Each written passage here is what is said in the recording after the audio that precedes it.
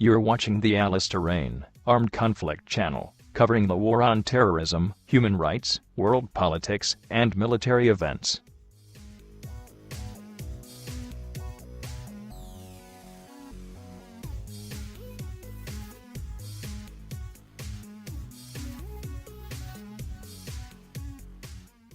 Yemen warring factions convened in Kuwait in April in the current round of peace talks that aimed at putting an end to the war that has ensued in Yemen since the Saudi Arabian coalition attack began in March 2015.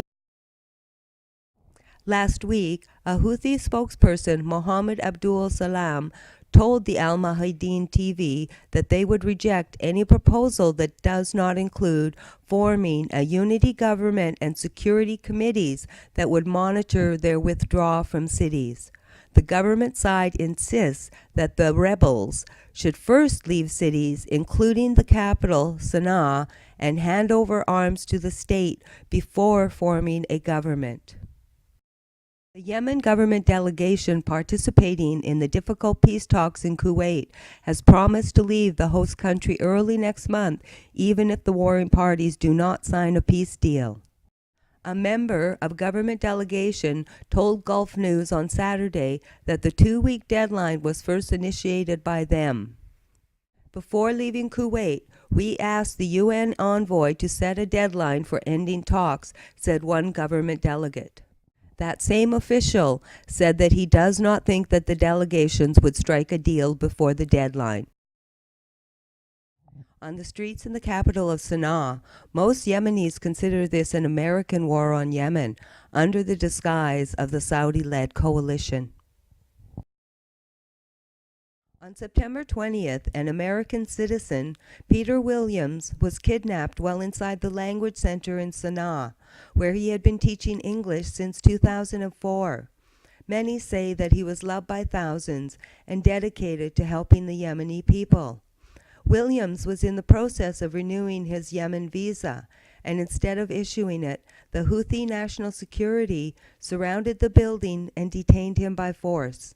Initial reports speculated that Williams was detained and imprisoned by the Houthi in retaliation for Saudi-led attacks on Yemen.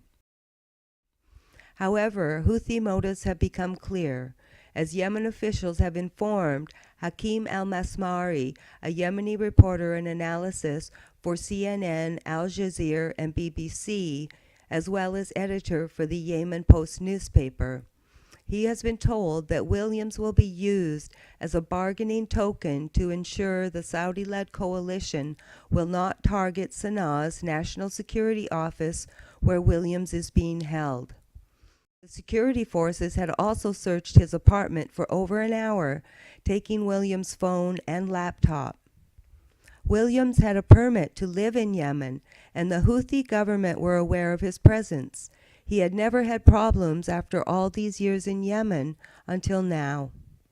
Sources say Williams was cautious of being kidnapped by the Al-Qaeda, but never expected the Houthis to detain him, the very same people who gave him his Yemen visa.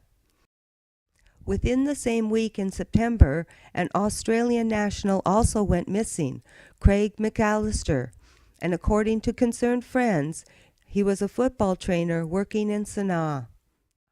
Yemen Post newspaper reported today that both foreign nationals had been detained by the Houthi National Security and are expected to now leave on the same plane that the Yemen peace delegation arrives on tomorrow.